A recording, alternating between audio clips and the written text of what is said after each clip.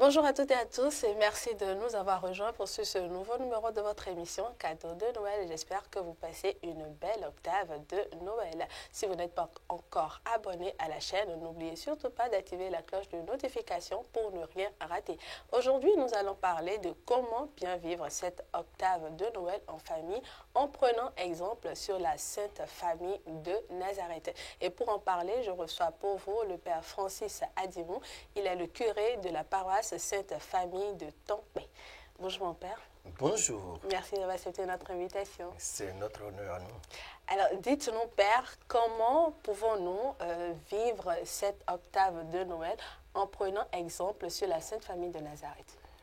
Merci beaucoup. Avant de poursuivre la réponse à cette question, je voudrais d'abord que nous comprenions ce qu'on appelle octave. D'accord. Octave. D'ailleurs, dans le calendrier liturgique, il y a deux grandes fêtes qui l'encadrent. Nous avons la fête de Noël, la fête de Pâques. Et pour chacune de ces fêtes-là, il y a un temps de préparation, et un temps de célébration et un temps de prolongation. Et pour Noël et pour la fête de Pâques. Pour la fête de Noël, le temps de préparation, c'est l'avant. Et le temps de célébration, c'est donc la célébration de la Noël, et le temps de prolongation, c'est le temps de Noël. Et dans ce temps de Noël, l'Église a dégagé un laps de temps, 8 jours. 8 jours pour deux grandes solennités, pour la fête de Pâques et la fête de Noël, 8 jours que nous appelons octave. Octave, ça fait 8 jours, et qui signifie à la fois le dernier jour, le 8e jour, comme la durée de ces 8 jours. Et pour Noël, et ça finit le 1er janvier. Dans cette octave de Noël, l'Église, dans son calendrier, a prévu certaines étapes, c'est-à-dire des fêtes de saints. Le premier, c'est Saint-Étienne, le martyr de Saint-Étienne. Le suivant, c'est la fête de Saint-Jean l'évangéliste. Le suivant, c'est la fête des saints innocents. Et le sommet, la fête de la Vierge Marie comme Mère de Dieu. Et pour vivre ce temps de l'octave de Noël, et qui est comme une centralité de la solennité déjà vécue de façon intense le jour de Noël, l'Église nous invite à regarder ces figures et qu'elle nous propose. Je prends par exemple la figure de Saint-Étienne qui nous invite dans le sacrifice quotidien et de notre vie à nous offrir à nouveau au Seigneur, comme le Seigneur Jésus-Christ l'a fait, puisque un enfant couché dans une mangeoire, c'est déjà qu'il s'offre. Dans le quotidien donc de notre existence, dans nos rapports les uns vis-à-vis des autres, ce sera toujours Noël, chaque fois que nous apprenons à nous offrir.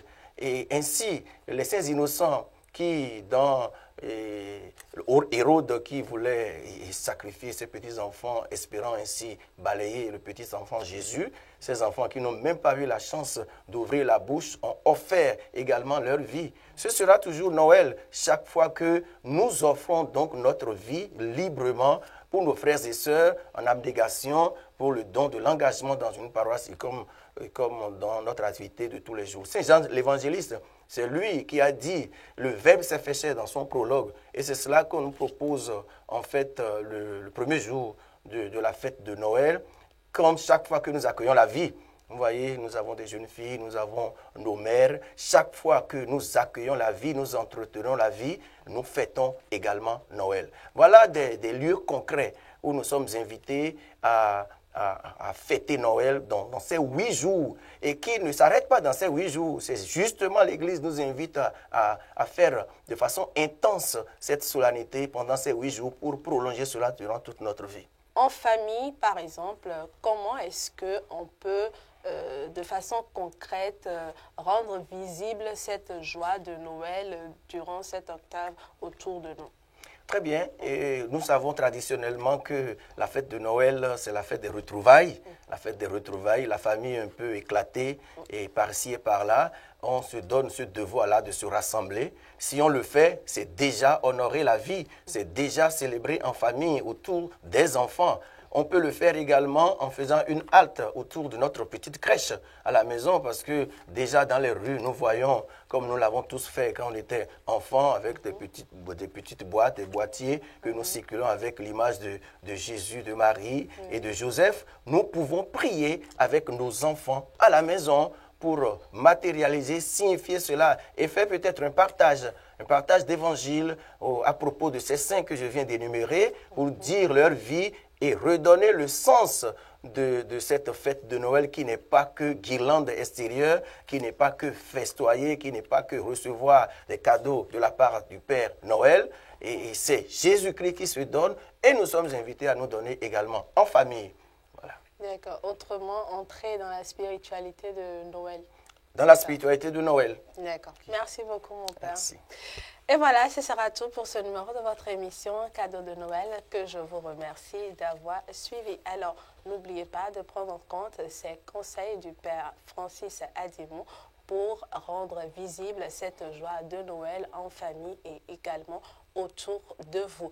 D'ici là, portez-vous bien et à demain pour un nouveau numéro de votre émission Cadeau de Noël.